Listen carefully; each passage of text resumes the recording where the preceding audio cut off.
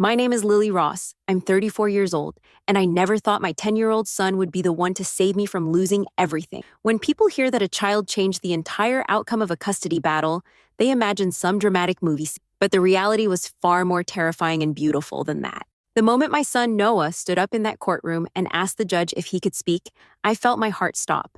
Not because I was afraid of what he'd say, but because I knew my ex-husband, Derek, had spent years making sure no one would ever believe our truth. This is the story of how one secret recording played in court made my ex's carefully constructed lies collapse instantly. And if you've ever felt like the justice system failed you, you need to hear this. Let me know in the comments where you're watching from. If this story is already hitting close to home, hit that subscribe button right now and drop a like, because what happens next will show you that sometimes the smallest voices carry the most powerful truth. Noah had been watching his father manipulate everyone around us for years, learning to stay quiet, to blend into the background, to protect himself by becoming invisible. But children see everything, and they remember everything, even when we think we're shielding them from the worst of it. My ex had painted me as emotionally unstable, dangerous, unfit to be a mother, and for months I watched the family court system slowly start to believe him. I walked into every hearing feeling like I was drowning, knowing that no matter what I said, Derek's calm, collected demeanor would always win over my desperate attempts to explain the truth. But on that final day, when Noah raised his hand with a small recording device trembling in his palm, everything shifted. The courtroom went completely silent. You could hear people breathing, shifting in their seats, waiting to see what this child could possibly have to say that warranted interrupting the proceedings. My ex's lawyer tried to object, tried to dismiss it as irrelevant, but the judge held up one hand and said, "I want to hear what the child has to say." And in that moment, I saw something I'd never seen before. Pure, unfiltered fear flash across Derek's face. That fear told me everything I needed to know. He knew exactly what was on that recording, and he knew his perfect facade was about to shatter. I had walked into that courthouse carrying years of fear, guilt, and shame that weren't even mine to bear, but somehow I'd been convinced they were.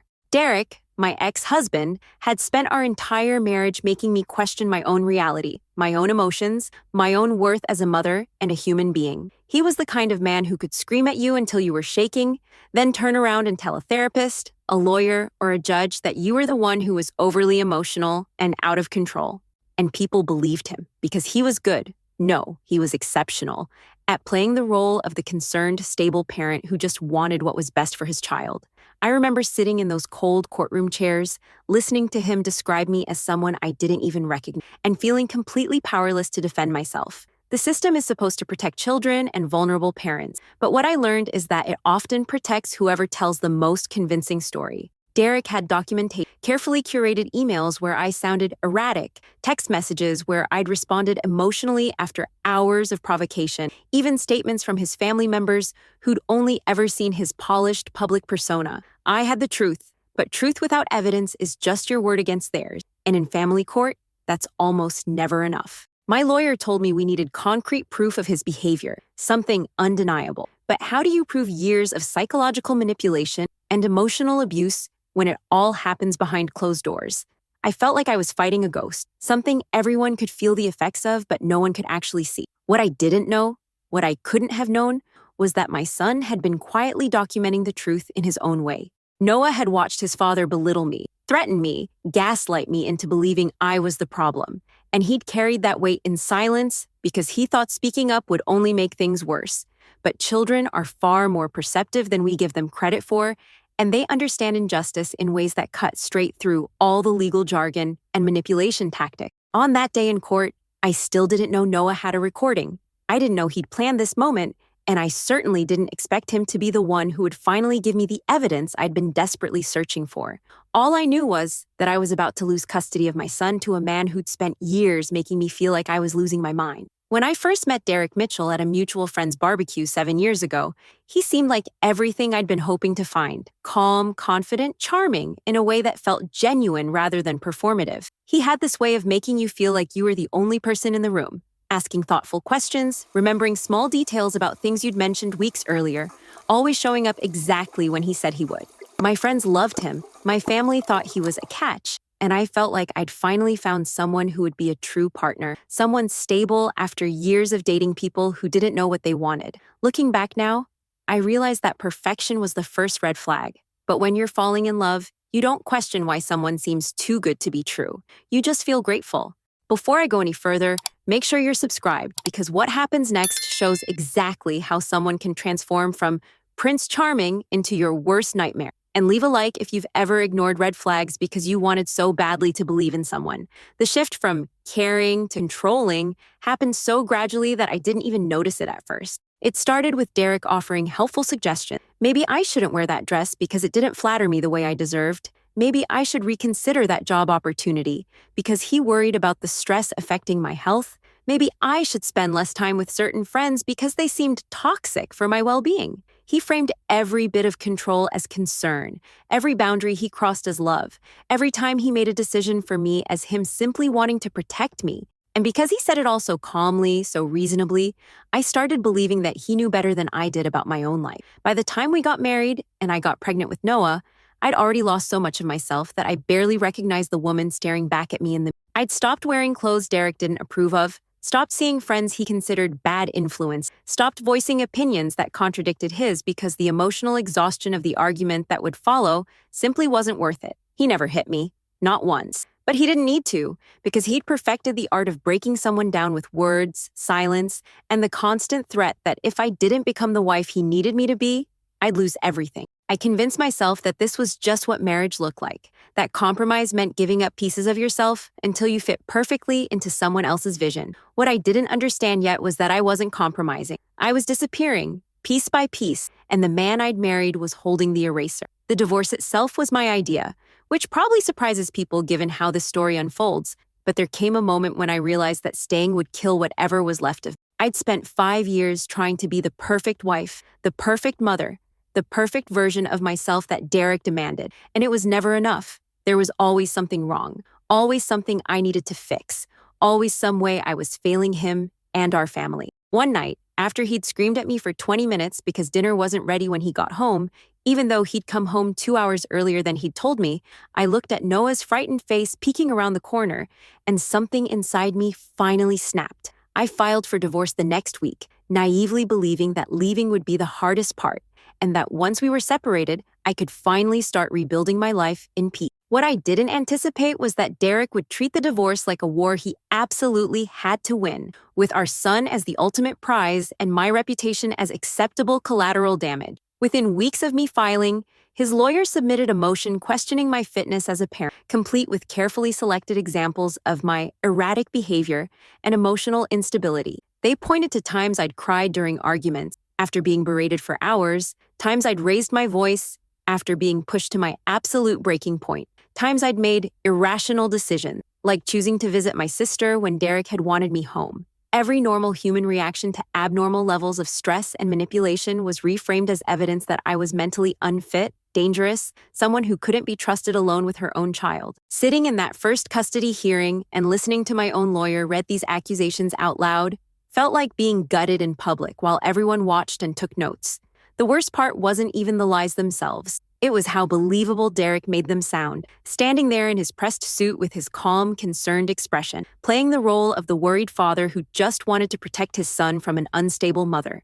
He'd brought his mother and sister to testify about times they'd witnessed me being unusually emotional or withdrawn, conveniently leaving out that those moments happened right after Derek had spent hours tearing me apart behind closed doors. The judge looked at me with this mixture of pity and suspicion that made my skin crawl, like she wanted to believe me but couldn't quite reconcile my desperate explanation with Derek's composed testimony. I left that courthouse feeling like I'd just been forced to defend my basic humanity, and the terrifying part was that I wasn't sure I'd succeeded. Every hearing after that felt like walking into a rigged game where Derek held all the cards, and I was just trying not to lose everything that mattered. But the fear of losing Noah wasn't just an abstract worry that kept me up at night. It was a physical thing that lived in my chest, squeezing tighter every single day, making it hard to breathe, hard to think, hard to function like a normal human being. I'd wake up at 3 a.m. in a cold sweat, replaying the last hearing in my head, analyzing every word I'd said, every facial expression I'd made, wondering if I'd accidentally confirmed Derek's narrative that I was unstable simply by showing normal human emotion. Each time my lawyer called, my heart would drop into my stomach before I even answered, terrified that she was calling to tell me the judge had made a preliminary decision in Derek's favor.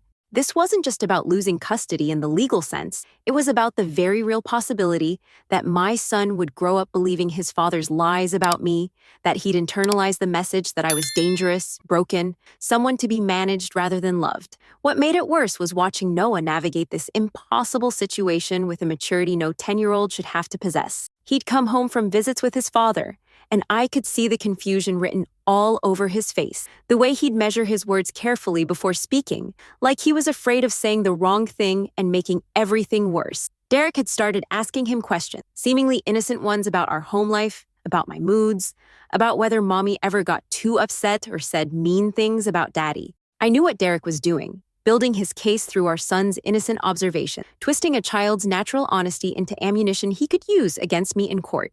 I wanted to tell Noah everything, to explain why his father was asking these questions, but I also didn't want to burden him with adult problems or turn him into a messenger in our war.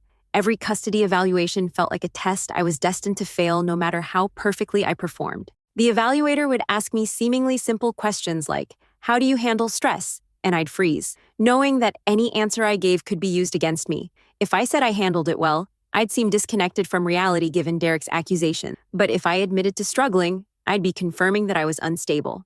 They'd ask Noah questions too, and I'd spend days afterward wondering what he'd said. Whether he'd accidentally mentioned a time I'd cried or raised my voice, not understanding the context that his father had been psychologically tormenting me for hours beforehand. The system that was supposed to protect us felt like it was actually protecting Derek, rewarding his ability to stay calm and composed, while punishing me for having normal emotional reactions to abnormal amounts of abuse. I felt like I was drowning in quicksand, and every attempt to defend myself just pulled me deeper.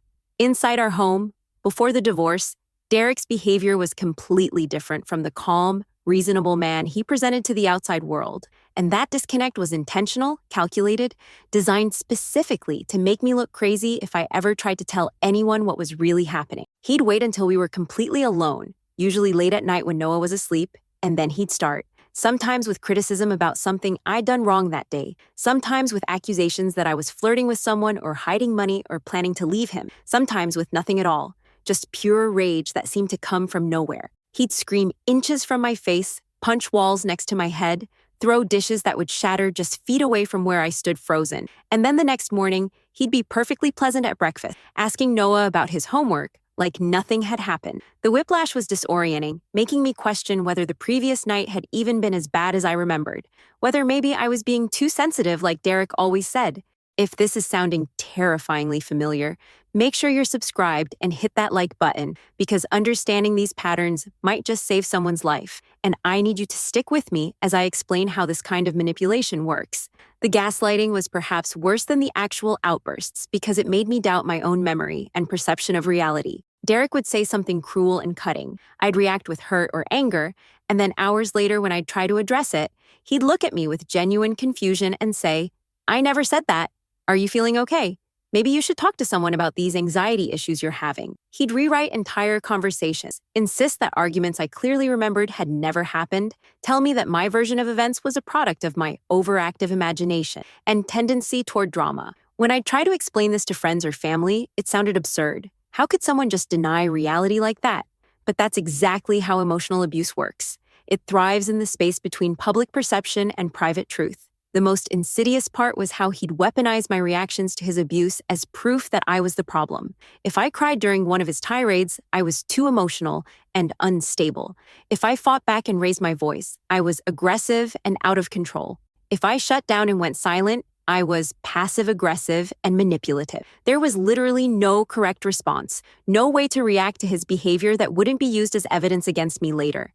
And in front of other people, his family, our friends, evaluators, therapists, lawyers, judges, he was the picture of calm reasonableness, speaking in measured tones, expressing concern about my well-being, positioning himself as the stable parent trying desperately to help his troubled wife. Nobody saw the monster behind closed doors, and the few times I tried to tell them, I sounded exactly like the hysterical, unstable woman Derek had been describing. He'd created a perfect trap, one where the abuse itself generated the evidence he needed to prove I was unfit, and escaping it felt impossible. Noah grew up in a house where silence was survival, where he learned before he could even articulate it that drawing attention to himself when daddy was angry would only make things worse. I'd watch him freeze mid-sentence when Derek's tone shifted. Watch him make himself smaller in his chair during dinner. Watch him develop this sixth sense for reading the emotional temperature of a room and adjusting his behavior accordingly. He became the quietest, most well-behaved child you'd ever meet, and people would compliment me on how easy he was,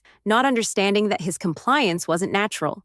It was learned, a defense mechanism he developed to navigate living with someone whose moods were completely unpredictable. Children aren't supposed to be that careful, that measured, that aware of adult emotions, but Noah had no choice. The guilt I carried about what he was witnessing, what he was learning about relationships and love and how people treat each other, was absolutely crushing. I'd lie in bed at night after one of Derek's episodes, knowing Noah had probably heard at least some of it through his bedroom wall, and I'd hate myself for not being strong enough to leave sooner, for not protecting him better, for allowing him to grow up thinking this was normal. But leaving an abuser isn't as simple as people think. There's the financial dependence, the fear of losing custody, the knowledge that leaving is often when things get most dangerous, and the deep-seated belief that maybe if you just tried harder, loved better, were more understanding, things would improve. I stayed longer than I should have because I kept believing Derek's promises that he'd change, and Noah paid the price for my hope. What I didn't fully understand at the time was that Noah wasn't just passively absorbing this trauma. He was actively processing it, making sense of it in ways that would eventually lead to that courtroom moment. He'd started keeping mental notes of when his father's public persona didn't match his private behavior, noticing the pattern of Derek being charming and wonderful in front of others, then cruel behind closed doors. Children have an innate sense of justice, an understanding of right and wrong that hasn't been complicated yet by adult rationalizations and excuses. Noah knew his father was lying about me, knew the story Derek was telling the court wasn't true, but he'd been conditioned for so long to stay quiet, to not rock the boat, to protect the family secret that speaking up felt impossible.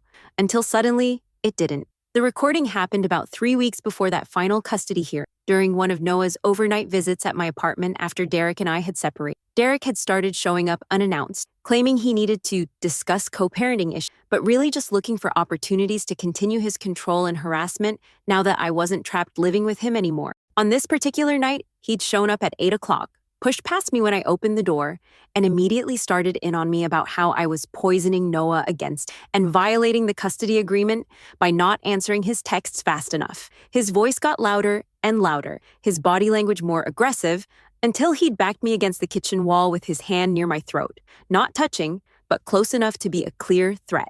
What I didn't know was that Noah had woken up to use the bathroom and heard everything from the hallway. He stood there frozen, listening to his father call me every name you can imagine, listening to me try to de-escalate in that shaky voice I'd perfected over years of managing Derek's anger, listening to the sound of Derek's fist slamming into the wall next to my head.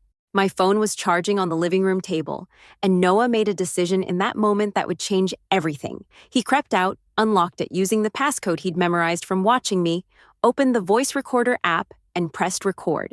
Then he set it back down, went back to his room, and waited with his heart pounding, listening to his father destroy the calm, stable parent image he'd been selling to everyone. The recording captured 12 minutes of pure, unfiltered Derek Mitchell, the real one, not the court version. You could hear him threatening to bury me in legal fees until I had nothing, telling me I was a worthless mother who'd never see Noah again, describing in detail how he'd convinced the judge I was mentally unstable and dangerous. You could hear me crying, pleading with him to lower his voice so he wouldn't wake Noah, trying desperately to appease him while also asking him to leave. And then, most damningly, you could hear the moment where I finally said, "Derek, you need to leave right now," and his response was chillingly calm. "Or what? You'll call the cops? Go ahead. They'll believe me over you just like everyone else does, just like the judge will." Noah heard all of it, saved the file, and didn't tell me what he'd done because he was afraid I'd delete it or that somehow his father would find out and make everything worse. Walking into that courthouse on the day of the final custody hearing felt like walking toward my own execution, every step heavier than the last, my hands shaking so badly I had to shove them in my coat pockets so my lawyer wouldn't see. I'd barely slept in 3 days, running through every possible scenario in my head, practicing answers to questions I thought the judge might ask, trying to prepare myself for the very real possibility that I was about to lose custody of my son to a man who'd spent years systematically destroying my sense of self. Derek was already there when I arrived, sitting with his lawyer and looking completely relaxed, almost bored, like this was just another Tuesday morning inconvenience rather than a battle that would determine our child's future. He gave me this small, satisfied smile when I walked in, the kind that said he'd already won, and we were just going through the motions at this point. The hearing started exactly as I'd feared it would,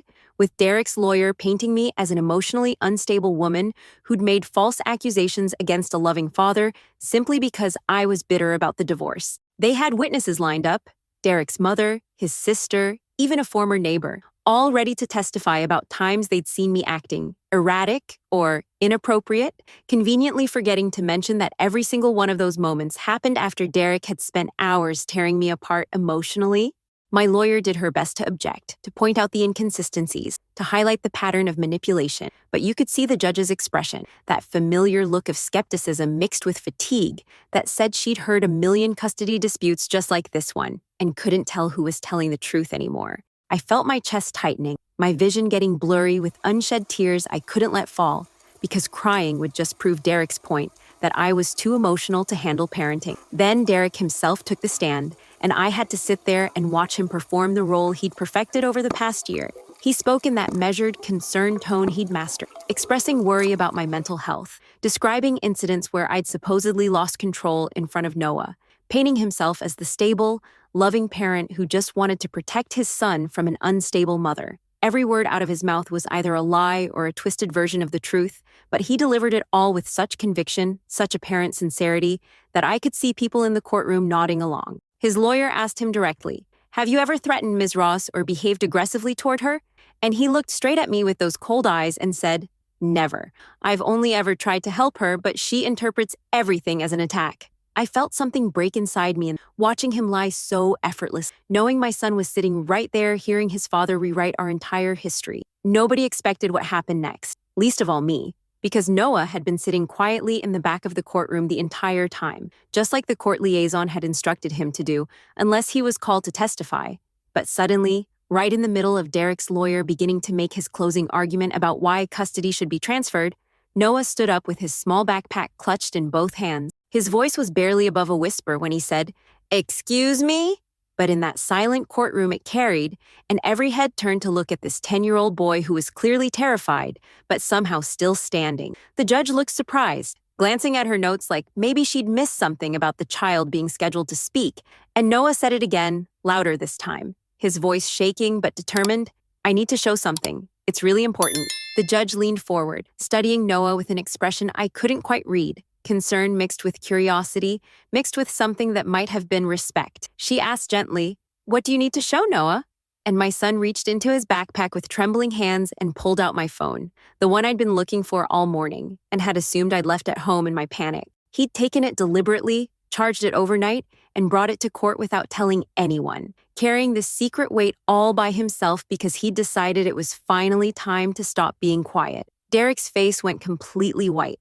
I watched all the color drain from his cheeks in real time, and he leaned over to whisper something urgent to his lawyer, who immediately stood up to object that this was highly irregular and hadn't been submitted as evidence through proper channels. But the judge held up one hand to silence the lawyer, her eyes never leaving Noah's face, and she said something that made my heart soar and break at the same time. "I'm going to allow it. This child clearly has something he believes is important for me to hear. And in matters of custody, the child's voice matters." She asked Noah to approach the bench, asked him if he understood what it meant to tell the truth, and Noah nodded so serious, so solemnly, looking more like a grown man than a little boy in that moment. He handed her the phone with the recording already pulled up, his hands still shaking, and said in this small but steady voice, "This is from 3 weeks ago.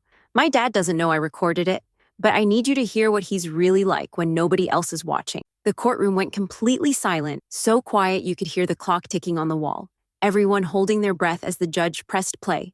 The first few seconds of the recording were just ambient noise, footsteps, the sound of a door opening, my voice saying something about needing to discuss things during appropriate hours, and then Derek's voice cut through, sharp and venomous in a way that made several people in the courtroom visibly flinch. You could hear everything, the rage in his tone, the deliberate cruelty in his word choices, the escalating aggression as he backed me into that corner and told me exactly how he planned to destroy me in court. The contrast between the calm, concerned man who'd just been on the witness stand and the person screaming obscenities on that recording was so stark, so undeniable, that there was no possible way to explain it away as a misunderstanding or a moment of stress. This was sustained, calculated abuse, 12 minutes of Derek Mitchell showing exactly who he really was when the mask came off. I watched the judge's expression change as she listened, her professional neutrality giving way to something harder, colder, and when Derek's recorded voice said, "They'll believe me over you just like everyone else does, just like the judge will," I saw her jaw tighten. Derek's lawyer tried to interrupt twice, tried to argue about the legality of the recording or the context being missing, but the judge silenced him with a look that could have frozen fire. You could hear me on the recording, too. My voice small and shaking, trying to de-escalate, begging him to leave, telling him he was scaring me, and every single person in that courtroom was finally hearing the truth I'd been trying to explain for months. The version of me on that recording didn't sound unstable or aggressive or manipulative. I sounded like a terrified woman trying desperately to survive an encounter with someone who had all the power and knew it. The moment that broke me, that made tears finally spill down my cheeks, was when you could hear the sound of Derek's fist hitting the wall, and then Noah's barely audible gasp from wherever he'd been hiding in the hallway. The judge heard it too. Her eyes snapped to Noah, who was still standing near the bench with tears streaming down his face, and something shifted in the entire atmosphere of the room. This wasn't just about two adults in a custody dispute anymore. This was about a child who'd witnessed his father's violence and manipulation, who'd been brave enough to document it, who'd carried that burden in silence because he thought it was the only way to protect his mother. When the recording ended, the silence in that courtroom was deafening, heavy with the weight of truth that could no longer be denied or explained away. Derek's lawyer recovered first, launching into an impassioned speech about invasion of privacy, inadmissible evidence, and how a recording made without consent couldn't be used in family court.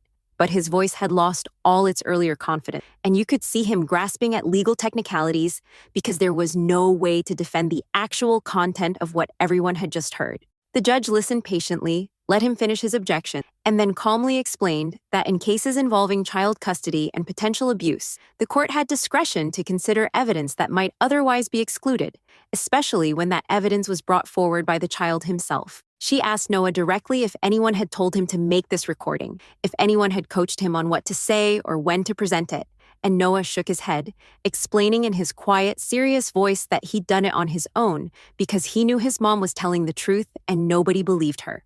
Derek tried to salvage the situation, standing up and attempting to explain that the recording was taken out of context, that he'd been under enormous stress, that I'd provoked him somehow before the recording started. But every word out of his mouth just made things worse. The calm, collected persona he'd maintained throughout the entire custody battle was gone, replaced by visible panic, and watching him scramble to explain away his own recorded voice was almost satisfying in how completely he was unraveling. The judge asked him point blank, "Mr. Mitchell, on this recording, you tell Ms. Ross that everyone will believe you over her, that you'll convince me she's unstable. Is that your voice?" Derek stammered something about being upset, about not meaning it, and the judge cut him off with a coldness I'll never forget. "That's a yes or no question, Mr. Mitchell.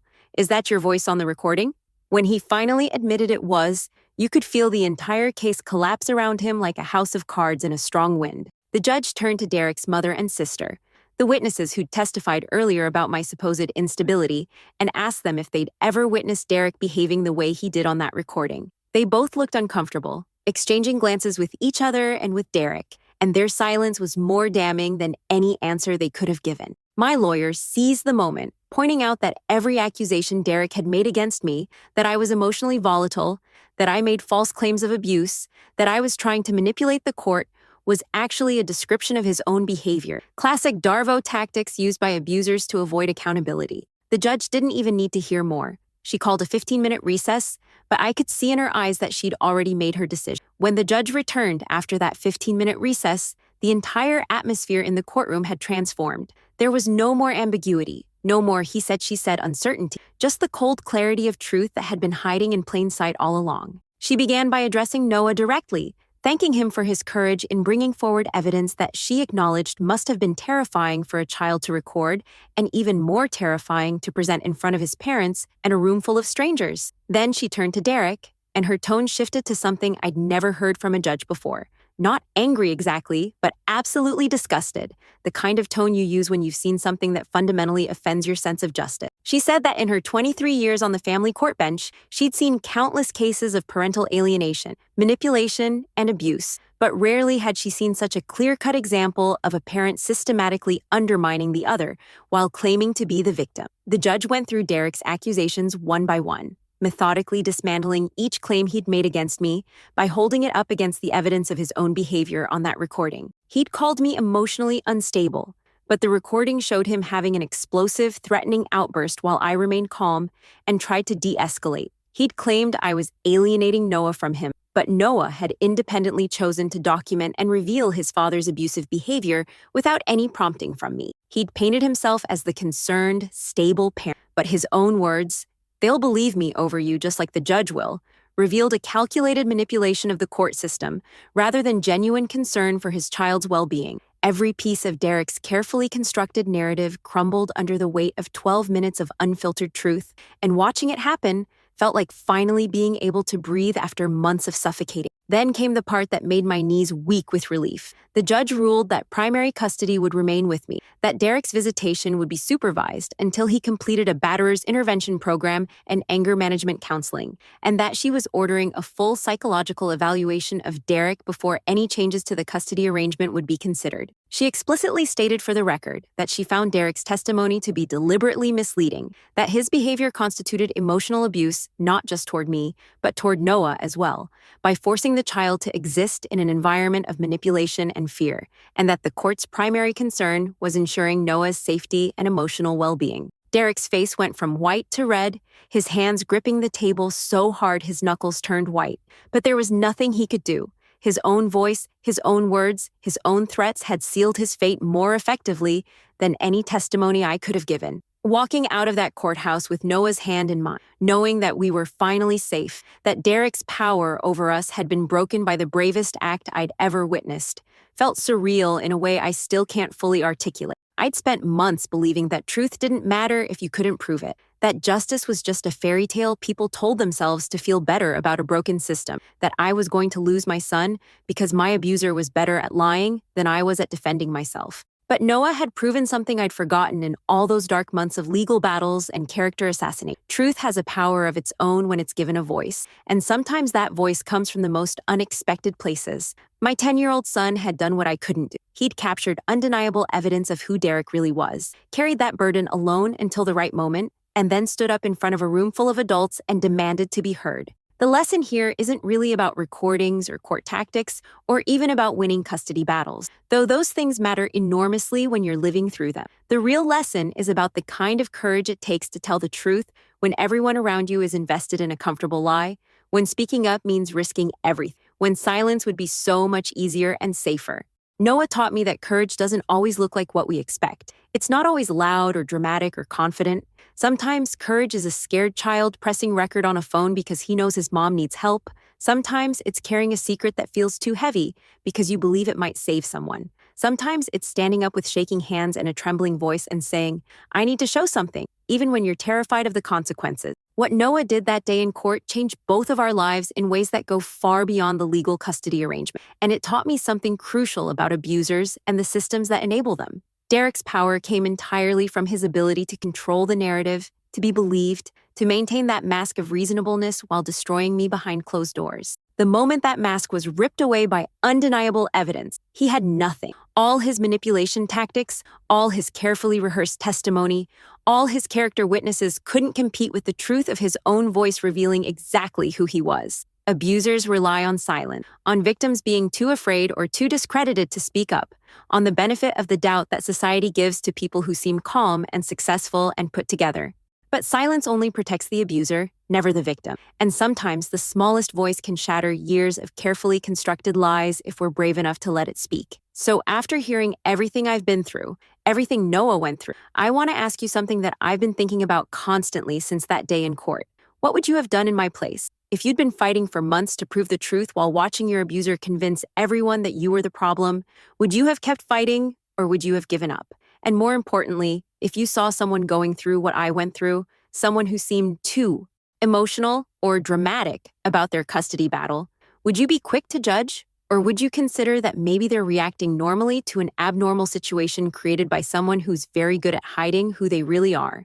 These questions matter because there are thousands of parents, mostly mothers, going through exactly what I went through right now, sitting in courtrooms and watching their abusers perform for judges while their children suffer in silence. Here's what I learned from this nightmare that I need you to understand. Abuse doesn't always leave physical scars, and the absence of bruises doesn't mean someone isn't being destroyed systematically and deliberately by someone who claims to love them. Derek never hit me, not once. But he didn't need to, because he understood that psychological warfare could be just as effective and far harder to prove in court.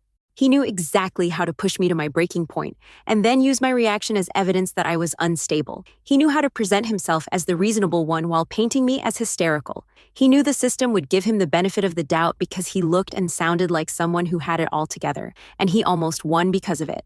Because our legal system is still learning how to recognize and address emotional abuse, especially when the abuser is skilled at manipulation. The reason I'm sharing this story isn't just to vent about what happened to me, though telling it does help me process the trauma of nearly losing my son to a man who spent years trying to convince everyone I was. I'm sharing it because I want you to understand that if you're going through something similar, if you're in a custody battle with someone who's rewriting history, if you're being gaslit by someone who seems perfect to everyone else, if you feel like you're screaming into a void and nobody believes you, you're not alone, you're not crazy, and there is hope. Document everything. Trust your reality, even when everyone else doubts it, and never underestimate the power of truth, even when it feels like lies are winning. And if you know someone going through this, believe them, support them, and understand that leaving an abuser and fighting them in court is often more dangerous and difficult than staying ever was. Was I wrong for being relieved when Derek's mask finally came off in front of everyone who'd believed his lies?